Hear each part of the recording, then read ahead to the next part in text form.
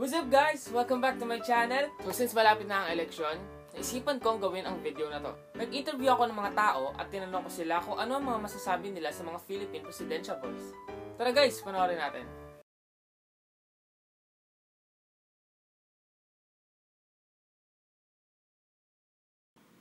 Ano pong masasabi niyo sa mga kumakandidato sa pagkapangulo?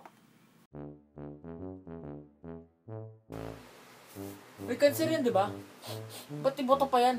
Mamamatay na rin yan eh. Tama na siya. Matanda na siya masyado eh. Baka di niya nakayanin. Pahinga na lang siya. Pahinga na lang siya.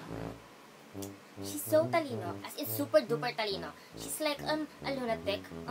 We don't need a baliw president. Ay, kulilat man siya sa survey. Duterte! Ayoko dyan! Ayoko dyan! Lagot ako dyan! Mamamatay tao yan!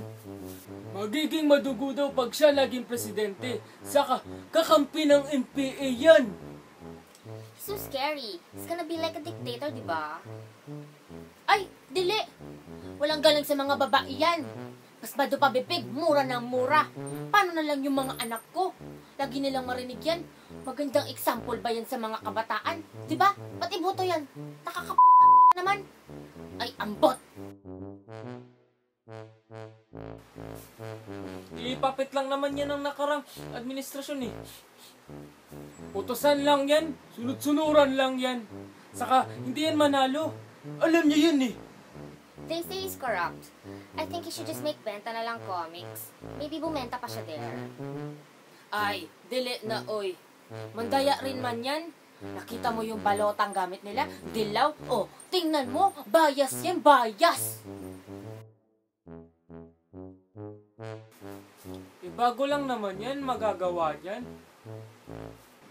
Kung gusto niya ipagpatuloy yung nagawa ni FPJ, di gumawa siyang pelikula. I-remake niya yung Panday, isang balakalang probinsyano. She's American citizen, di ba? Di siya Pinoy, right?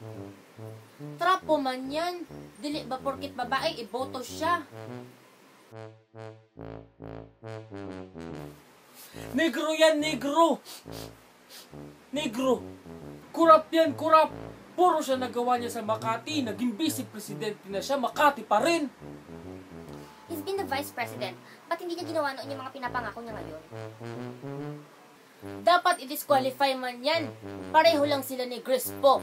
Dili sila qualified. Kung si Po, American, yan iman si Binay, Italian yan, Italian. Hap ita, hap alyan. Sino pong iboboto niyo? Wala. Bakit? Hindi naman ako listrado eh.